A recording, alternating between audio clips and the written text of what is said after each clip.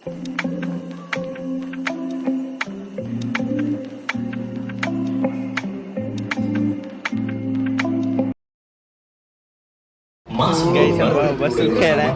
Stop കഴിഞ്ഞിരിക്കുകയാണ്. കിടിലം കഴിഞ്ഞില്ല, കിടിലം ബസ് സ്റ്റോപ്പ്. രാഗത്തിലെ പറിച്ചിട്ടിട്ടിട്ട് മൂഞ്ചി. ഫുൾ റിവ്യൂ ആയിട്ട് നമ്മൾ വീണ്ടും വരുന്നതായിരിക്കും. സൗണ്ട് വല്ല കേൾക്കണ്ടാവും. ഇതാണ് ഉണ്ണി.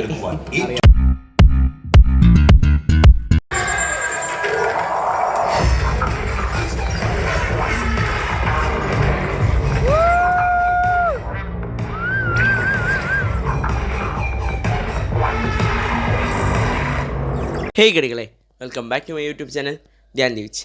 ഇന്ന് ഞാൻ നിങ്ങളുടെ മുന്നിലോട്ടെത്തിയിരിക്കുന്നത് നമ്മുടെ മലയാളികളുടെ സ്വന്തം മെഗാസ്റ്റാർ മമ്മൂക്കയുടെ ഏറ്റവും പുതിയ സിനിമയായിട്ടുള്ള നമ്മുടെ വിഷുവിൽ ക്ലാഷ് റിലീസ് ആലപ്പുഴ ജിങ്കാന മരണമാസ്, അതുപോലെ തന്നെ ബസുക്ക, പിന്നെ ഗുഡ് ബാറ്റക്കിളി തമിഴിൽ നിന്നാണ് ഇറങ്ങിയിട്ടുള്ളത്. അതിൽ ആലപ്പുഴ ജിങ്കാന നമ്മൾ ഓൾറെഡി കംപ്ലീറ്റ് ചെയ്തിരിക്കുകയാണ്. അടുത്ത സിനിമയാണ് ബസുക്ക എന്ന് പറയുന്ന മമ്മൂട്ടിയുടെ സിനിമ. അധികം വലിച്ചിട്ട് അത് നേരെ റിവ്യൂലോട്ട് തന്നെ കിടക്കാം. ഈ സിനിമയുടെ സംവിധായകൻ as you all know Dino Dennis പുതുമുഖ സംവിധായകനാണ്. അതിൻ്റേതായിട്ടുള്ള വളരെയധികം പോരായ്മകൾ സിനിമയിലുണ്ട്. അങ്ങനെ തന്നെ പറഞ്ഞുകൊണ്ട് തുടങ്ങാം. എനിക്ക് ഈ സിനിമ വർക്കായില്ല പേഴ്സണലി. ഞാനൊരു കടുത്ത മോഹൻലാൽ ആരാധകനാണ്. അത് വെച്ചിട്ടാണ് പലപ്പോഴും ഞാൻ സിനിമകളുടെ റിവ്യൂവിൽ, മമ്മൂട്ടിയുടെ റിവ്യൂവിലൊക്കെ ഡൊമിനിക് ആൻഡ് ലേഡീസ് സ്പേസൊക്കെ എന്നെ കുറേ പേര് പറഞ്ഞിട്ടുണ്ട്, നീ മമ്മൂക്ക ആരാധകനായ കാരണമാണ് നിനക്ക് ആ സിനിമയ്ക്ക് ഇഷ്ടപ്പെട്ടല്ലാതെ എന്ത് നല്ലതാണ് സിനിമയിലുള്ളത്. പക്ഷേ ആ സിനിമ കണ്ടിരുന്ന സമയത്ത് എനിക്ക് പേഴ്സണലി വർക്കായി. അത് പ്രത്യേകിച്ച് ഒരു ഹൈപ്പ് ഇതൊന്നും ഇല്ലാത്ത സിനിമയായിരുന്നു.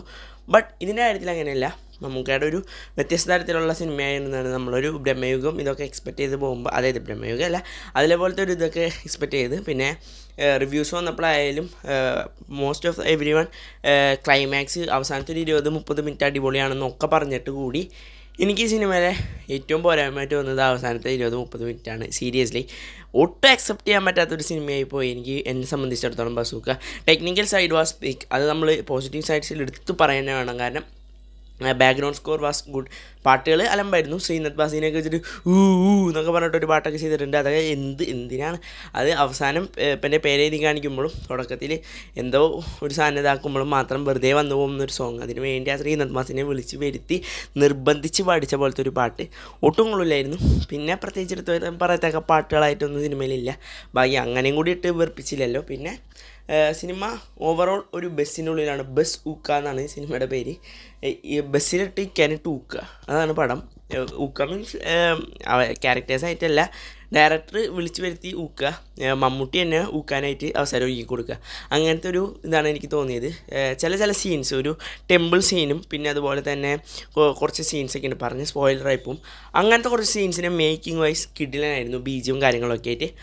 അതല്ലാതെ ഈ സിനിമയിൽ പോസിറ്റീവായിട്ട് പറയാൻ യാതൊന്നുമില്ല. ഇക്കടെ ആക്ടിങ് വൈസ് തന്നെ വൺ ഷോകുമായിരുന്നു. എന്താ പറയണ്ടതെന്ന് അറിയില്ല. പിന്നെ മറ്റേ വാഴയിലൊക്കെ ഉള്ള ജോമോൻ ജ്യോതി, ആ ആളൊക്കെ കൊണ്ടുവന്ന് വെറുതെ വെറുപ്പിച്ച് വെച്ചേക്കാണ്. അപ്പോൾ ഇങ്ങനെ ആയിരിക്കും എന്താണ് മമ്മൂക്ക പറഞ്ഞിട്ടുണ്ടാവും, സിനിമയിൽ കോമഡി കുറച്ച് കുറവാണല്ലോ മോനെ എന്ന് പറഞ്ഞപ്പോൾ ആൾ പറഞ്ഞിട്ടുണ്ടാവും. കോമഡിയുടെ കാര്യത്തിൽ നമുക്ക് ഒന്നുകൊണ്ടും കോംപ്രമൈസ് ചെയ്യണം. നമുക്ക് വാഴയിൽ കോമഡി എല്ലാവരും ചെയ്ത് ചെരിപ്പിച്ച ജോമോൻ ജെന്നിസ് ഉണ്ട്. ആളൊക്കെ വന്നിട്ട് കിടിലം ഫലിത അടിക്കുമ്പോൾ കോമഡി സൈഡ് പിന്നെ നമ്മൾ ആലോചിക്കുക വേണ്ടെന്നൊക്കെ മമ്മൂക്കനെ പറഞ്ഞ് കൺവിൻസ് ചെയ്യുന്നുണ്ട്. എനിക്കറിയില്ല, അല്ലാതെ എന്തൊരു ചാളി കോമഡീസാണ് ഈ 2025 അടിച്ച് വിടണമെന്ന് ആലോചിക്കുമ്പോൾ സങ്കടം തോന്നിപ്പോയി ഒരു മമ്മൂക്ക സിനിമയിൽ ഇത്ര അധപ്പതിച്ചൊരു ഇത് കണ്ടിട്ട്. പിന്നെ ആക്ഷൻ സീക്വൻസസ് വാസ് ഇത്, ഞാൻ കുറച്ച് പോസിറ്റീവ് കുറച്ച് നെഗറ്റീവ് അങ്ങനെ ആയിട്ടാണ് പറഞ്ഞു പോകുന്നത്. ആക്ഷൻ സീക്വൻസ് ആകെ 2-3 എണ്ണമുള്ളൂ, അത് അടിപൊളിയായിട്ട് ചെയ്തിട്ടുണ്ട്. മമ്മൂക്ക ഈ ഒരു പ്രായത്തിലും ഇങ്ങനെയൊക്കെ ചെയ്യുന്നുണ്ടല്ലോ എന്ന് ആലോചിക്കുമ്പോൾ ഒരു ആശ്വാസം. പിന്നെ ചിലവർക്ക് ഈ പറഞ്ഞ മാതിരി എവരി വൺ റിവ്യൂസൊക്കെ എടുത്ത് നോക്കുമ്പോൾ കൂടുതൽ ആൾക്കാർക്ക് വർക്കായിട്ടുള്ളത് ഈ അവസാനത്തെ 30-40 മിനിറ്റ്സാണ്. ബട്ട് എന്നെ സംബന്ധിച്ചിടത്തോളം എനിക്ക് പേഴ്സണലി വർക്കാവാതെ പോയതും അത് തന്നെയാണ്. പിന്നെ എടുത്തു പറയേണ്ടത്, ഞങ്ങൾ ഈ സിനിമ കാണാൻ വേണ്ടിയിട്ട് തൃശ്ശൂർ രാഗത്തിൽ വരെ പോയിട്ടാണ് കണ്ടത്. അപ്പോൾ ഒന്ന് ആലോചിക്കുക, രാഗം വരെ അവിടെ പുതിയ സീറ്റ്സും പുതിയ സ്ക്രീനൊക്കെ സൗണ്ടും ഒക്കെ വന്നതിന് ശേഷം രാഗത്തിൽ പോയി കണ്ട സിനിമയുടെ അവസ്ഥ ഇതാണ്. ഭയങ്കര സങ്കടമുണ്ട്.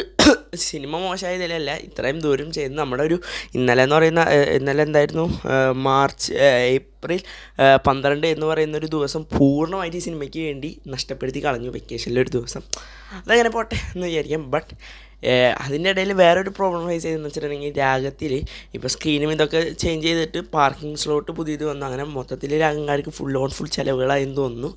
ബട്ട് എന്താണെന്ന് അറിയില്ല, പടത്തിൻ്റെ ഇതിൽ നമ്മൾ ടി വിയിലൊക്കെ ആഡ് കാണുന്ന പോലെയാണ് തുടക്കത്തിൽ ഇൻ്റർവെല്ലിൻ്റെ സമയത്തൊക്കെ ആൾക്കാർ അവസാനം കൂവി ഒച്ചയെടുത്ത് തുടങ്ങിയിട്ടാണ് ആഡ് ഓഫ് ചെയ്ത് വെച്ചിട്ടാണ് ബാക്കി പടം കളിച്ചത്. കാരണം അങ്ങനെ അരോചകമായിട്ടാണ് ഒരു 20-30 ആഡ് തിയേറ്ററിൽ വന്നിട്ട് കാണുകയാണെങ്കിൽ ഒന്ന് ആലോചിച്ച് നോക്കി. അതും അത്യാവശ്യം ലോങ് ആയിട്ടുള്ള ആഡ്, ഇങ്ങനെ ജ്വല്ലറിയുടെ പരസ്യത്തിന് വേണ്ടിയിരിക്കുക. അതൊക്കെ നമ്മുടെ റിവ്യൂവിൽ ജസ്റ്റ് ഒന്ന് ഉൾപ്പെടുത്തണമെന്ന് തോന്നി, അതുകൊണ്ട് മാത്രം പറഞ്ഞെന്നുള്ളൂ. അതെനിക്കും കുറച്ച് അരോചകമായിട്ട് തോന്നി. പിന്നെ നമ്മൾ ആ ഒരു തിയേറ്ററിൻ്റെ ഓളത്തിലും അങ്ങനെ ഇരുന്ന് പോകുമ്പോൾ അങ്ങനെ പോകുന്നു.